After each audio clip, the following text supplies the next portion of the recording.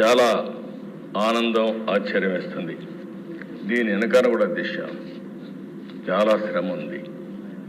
ఒక్క విషయం మనం గుర్తుపెట్టుకోవాల్సిన అవసరం ఉంది. మిత్రులు పవన్ కళ్యాణ్ గారు ఇప్పుడే మాట్లాడారు. ఒక్కసారి రాష్ట్ర ప్రజానికం కానీ ఎలాంటి నమ్మకం కల్పించామంటే చాలా సఫర్ అయ్యాం.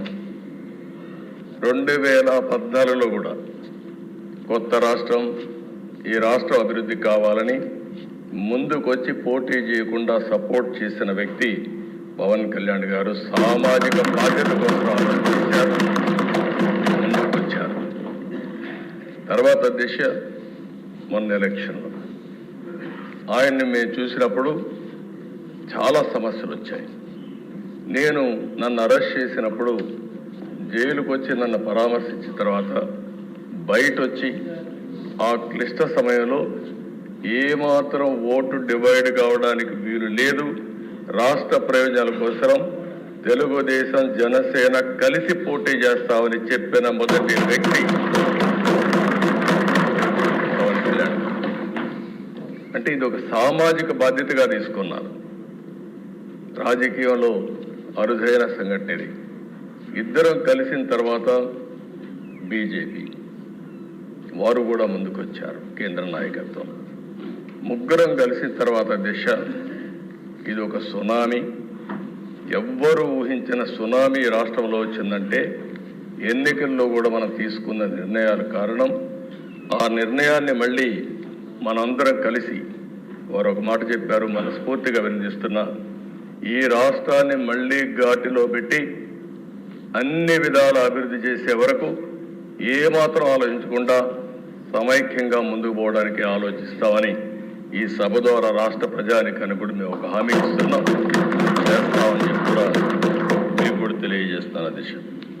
అధ్యక్ష, ఈసారి ఎన్నికలు రాష్ట్రం కోసం, తమ బిడ్డల కోసం, భవిష్యత్ తరాల కోసం ప్రజలు ఇచ్చిన తీర్పు ఇది. ఉపాధి కోసం వేరే రాష్ట్రాలకు వెళ్ళినటువంటి పేదవాళ్ళు వాళ్ళే టిఫిన్ క్యారియర్ తీసుకొని వచ్చి ఓటేసి మళ్ళీ తిరిగి చెన్నైకో, హైదరాబాద్కో, బెంగళూరుకి వెళ్ళారు. ఎక్కడో అమెరికాలో, ఆస్ట్రేలియాలో, ఆఫ్రికాలో ఉండే తెలుగువారు ఆ ఓటు వేయడానికి లక్షల రూపాయలు ఖర్చు పెట్టుకొని వచ్చారు. కొంతమంది 3 నెలలు 5 నెలలు ఇక్కడ ఉండే మెంబర్స్కి అందరూ కూడా అర్థం కాదు, కానీ వాళ్లే వచ్చి వాళ్ళ డబ్బులు ఖర్చు పెట్టుకొని గెలిపించి మనకు చెప్పకుండా వెళ్ళారంటే అది వాళ్ళకుండే.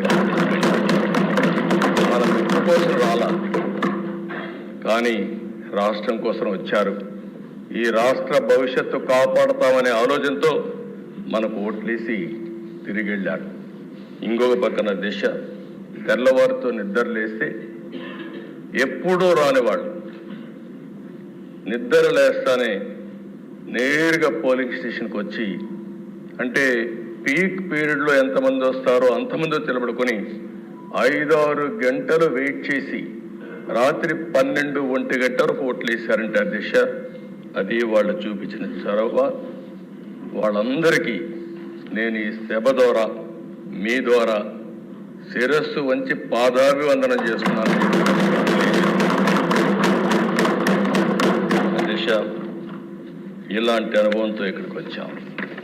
దీనికి కారణం ఏంటి? ఒకసారి అధ్యయనం చేసుకోవాల్సిన అవసరం ఉంది. 5 సంవత్సరాలు ప్రజలు నరకాన్ని చూశారు. నరకం అంటే చాలామందికి తెలియదు, కానీ గతంలో చూశాం. అలాంటి నరకాన్ని ఈ రాష్ట్రంలో చూసే పరిస్థితి వచ్చింది. రాష్ట్ర చరిత్రలో అవి ఒక చీకటి రోజులు. ఆస్తులు సెటిల్మెంట్ చేశారు, మామూలు కాదు. భూములు దొరికితే భూముల్ని, 30-40 సంవత్సరాలుగా సంపాదించిన ఆస్తుల్ని ఎక్కడికక్కడ ఇమ్మంటే మెడ మీద కత్తిపెట్టి రాయించుకున్న సందర్భాలు. ఏ ఆడబిడ్డ మానానికి రక్షణ లేదు, ఇష్టానుసారంగా బిహేవ్ చేశారు, ప్రాణానికి విలువ లేకుండా చేశారు. ఎంత దారుణంగా ప్రవర్తించారంటే అంత దారుణంగా ప్రవర్తించే పరిస్థితి వచ్చారు. కడకు బ్రతుకు కూడా గ్యారంటీ లేదు. మనం క్షేమంగా ఇంటికి తిరిగి వస్తామని ఆశ ఎవడికి లేని పరిస్థితి వచ్చింది. దౌర్జన్య, విధ్వంస, కబ్జాలు, దాడులు, కేసులు ఒకటి కాదు దిశ. ఎన్ని విధాల ఇబ్బంది పెట్టాలో ఇక్కడ ఉండే వాళ్ళల్లో సగం మంది ఎక్కువగా బాధితులు, కొంతమంది తక్కువగా బాధితులు అంతే. మానసికంగా కొంతమందిని దెబ్బతీశారు, ఆర్థికంగా కొంతమంది దెబ్బతీశారు, కొంతమందిని శారీరకంగా. కడాన దిశ మీలాంటి వ్యక్తి పైన అటెంప్ట్ రేపు కేసు పెట్టించే పరిస్థితికి వచ్చారంటే అది తలుచుకుంటే ఇప్పటికి కూడా జీర్ణించుకోలేకపోతున్నాం. కానీ బాధ ఉంది, ఆవేశం ఉంది. ఇంకొకసారి చూస్తే మా మెంబర్స్ కూడా చాలా హిస్టరిక్గా కూడా ఉన్నారు. నాకు అర్థమైంది. ఇప్పుడు మా తాడిపత్రి ఉన్నాడు, అశ్విన్ ఉన్నాడు. అశ్విన్ జైలుకు పోయి వచ్చాడు. ఇక్కడే అచ్చెన్నాయుడు ఉన్నాడు, జైలుకు పోయి వచ్చాడు. నారాయణ ఉన్నాడు, తిప్పి తిప్పి తిప్పి ఎక్కడికెక్కడికో తీసుకుపోయి అదృష్టం బాగుండా అరెస్ట్ కాకుండా జైలుకు పోకుండా బయట వచ్చాడు. ఇవన్నీ సరే. రఘురామకృష్ణరాజు ఇంకేమవుతాడో తెలియదు. ఆ రోజు రాత్రంతా నిద్రలేదు. ఆయన కాపాడుకోవడానికి ఎన్ని విధాల ప్రయత్నం చేశామంటే దిశ. ఆ రాత్రంతా నెక్స్ట్ డే భగవంతుడు మంచి చూపు చూశాడు కాబట్టి బయట వచ్చాడు. కానీ ఈ దుర్మార్గులు ఇష్టానుసారంగా ప్రవర్తించే పరిస్థితికి వచ్చారు. మనం ఇబ్బందులు పడ్డాం. అర్థం లేనటువంటి పనులు వేయడం, ఇష్టానుసారంగా బిహేవ్ చేయడం, ఉపాధి లేదు, ఉద్యోగం లేదు, బాధపడని వర్గం లేదు, జీవన ప్రమాణాలు దారుణంగా పడిపోయినాయి. అంతటా అభద్రత, అశాంతి, ఆందోళన, అసంతృప్తి ఇవన్నీ కలిపే మనకు వచ్చిన మెజారిటీస్. ఈ విషయం మనందరం గుర్తుపెట్టుకోవాలి. అదే ఇది ఒక కేస్ స్టడీ కూడా. వ్యవస్థల్ని ఏ విధంగా విధ్వంసం చేశారు, ఒక పాలకుడు ఏ విధంగా అహంకారంతో విర్రవీగిపోయాడు, అసమర్థత, అవినీతి, విధ్వంసంతో వ్యవస్థల్ని ఏ విధంగా నాశనం చేశారు, రాష్ట్రం యొక్క బ్రాండ్ ఇమేజ్ ఏ విధంగా దెబ్బతీశారు, మంచి రాష్ట్రాన్ని ఏ విధంగా సర్వనాశనం చేశారు, రాజధాని కళ చంపేశారు.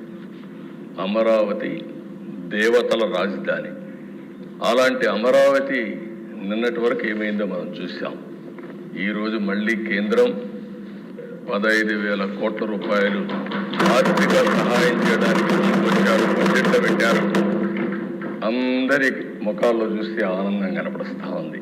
అంటే మళ్ళా మంచి రోజులు ప్రారంభమయ్యాయనే ఆశ ఈరోజు వచ్చిందంటే ఏ విధంగా జరిగింది మనం చూసాం. ఈరోజు అమరావతి పూర్తయింటే దిశ 2-3 లక్షల కోట్ల రూపాయలు ప్రజా సంపద మనకు వచ్చుండేది. అప్పులు చేసే అవస్థ తీరేది. అలాంటి రాజధాని పోయింది. జీవనాడి పోలవరం 72% పూర్తయింది. 2020 నాటికి 21 నాటికి పూర్తి అయిపోయిండేది. అదే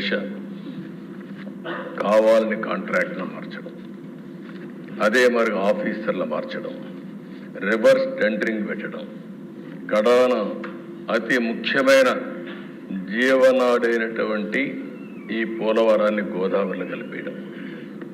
ఇప్పుడు మళ్ళీ డయాఫామ్ వాల్ నుంచి స్టార్ట్ కావాలి.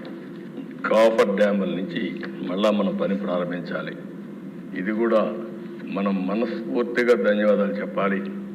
కేంద్రం ఈరోజు బడ్జెట్లో చెప్పినప్పుడు పోలవరాన్ని వీలైనంత తొందరలో పూర్తి చేస్తామని నిర్దిష్టమైన హామీ ఇచ్చారు. వారికి మనస్ఫూర్తిగా ధన్యవాదాలు తెలియజేస్తున్నారు. అధ్యక్ష, వ్యవసాయ శాఖ పూర్తిగా మూతపడిపోయింది. కాలువల్లో పూడిక తేలేని పరిస్థితి.